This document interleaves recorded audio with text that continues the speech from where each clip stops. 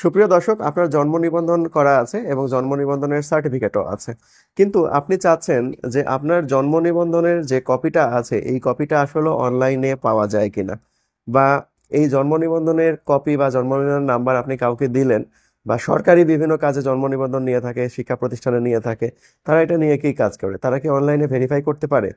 তো এটা আসলে ভেরিফাই করা যায় কিনা সেটা দেখাবো আজকের ভিডিওতে।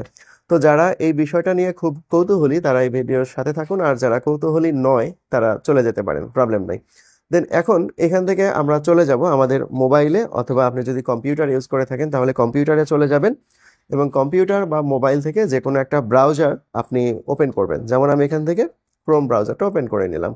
দেন এখানে যে সার্চ বক্স বা আপনার অ্যাড্রেস বার পাবেন, সেখানে গিয়ে লিখবেন বার্থ রেজিস্ট্রেশন চেক বা বার্থ সার্টিফিকেট চেক, এটা লিখলেও হবে, অথবা নিচের এটা লিখলে সবচেয়ে ভালো হবে, ভেরিফাই bdris.gov.bd, এটা লিখবেন। এটা লেখার পর দেখুন এখানে যে ওয়েবসাইটগুলো রয়েছে, এখানে দেখুন যে সাধারণত সরকারি ওয়েবসাইটের শেষে gov.bd লেখা থাকে, এগুলোতে কিন্তু gov.bd নাই। তো এই যে ওয়েবসাইটে আমরা যাব না, আমরা একটু নিচের দিকে যাব। এই যে দেখুন এখানে gov.bd রয়েছে, এই ওয়েবসাইটটাতে যাব, অর্থাৎ সরকারি ওয়েবসাইটটাতে আমরা যাব। তো এখানে ক্লিক করলাম। এখানে ক্লিক করার পর আমাদেরকে সরাসরি এরকম একটা পেজে নিয়ে যাবে, হোম পেজে নিয়ে চলে যাবে।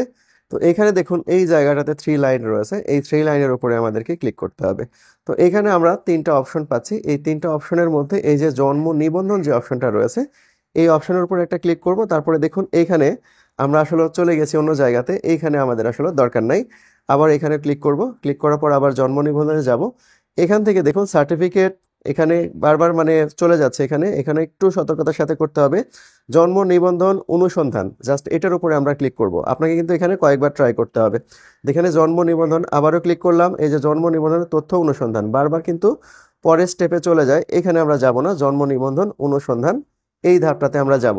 আবারও কিন্তু চলে যাচ্ছে, এটা কিন্তু আপনাকে বেশ কয়েকবার ট্রাই করতে হবে। দেখুন আমি কিন্তু ট্রাই করছি কিন্তু হচ্ছে না, চলে যাচ্ছে অন্য জায়গাতে, অর্থাৎ জন্ম নিবন্ধন আবেদনে কিন্তু চলে যাচ্ছে, বারবার কিন্তু ওইখানে চলে যাচ্ছে। তো এইখানে হচ্ছে আপনাকে একটু কষ্ট করে কয়েকবার এই কাজটা করতে হবে, তবে কিন্তু আপনি করতে পারবেন, না হলে হবে না। তো এখানে আমারও দেখুন কয়েকবার কিন্তু আমি অলরেডি কিন্তু ট্রাই করছি, তো অনুসন্ধানের উপর মানে কোনোভাবেই ক্লিক পড়ছে না। তো এখানে আবারও ক্লিক করলাম, এখান থেকে এই যে জন্ম নিবন্ধন অনুসন্ধানের উপর ক্লিক দিলাম, এখান থেকে আবারও জন্ম নিবন্ধনে চলে যাই। এখানে কয়েকবার আমরা কাজ করছি, দেখা যাক কি হয়, শেষ পর্যন্ত হয় কিনা।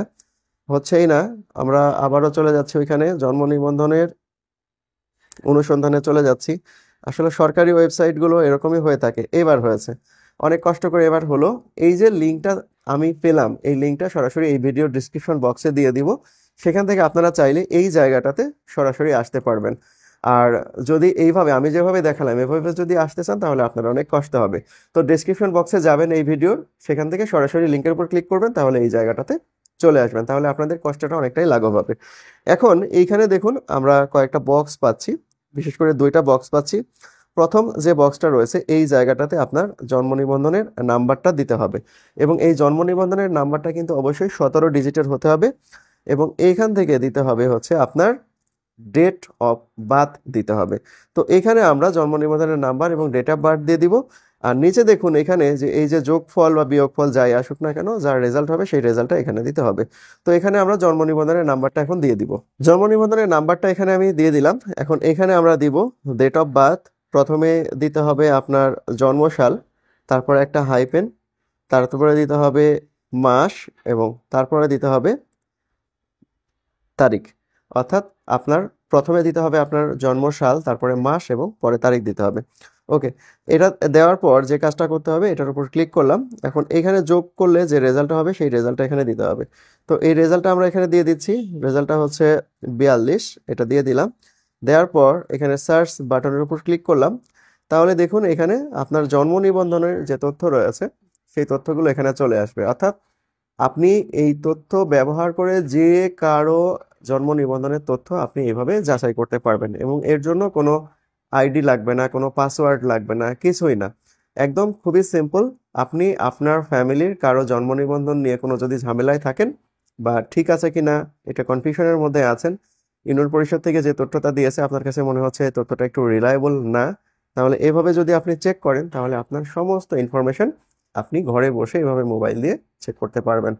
তো এই ভিডিও কেমন লাগলো অবশ্যই কমেন্টে জানাবেন, আর এরকম ভিডিও যদি রেগুলার পেতে চান তাহলে অবশ্যই এই চ্যানেলটা সাবস্ক্রাইব করে দেবেন। সবাই ভালো থাকবেন, সবাইকে অনেক ধন্যবাদ।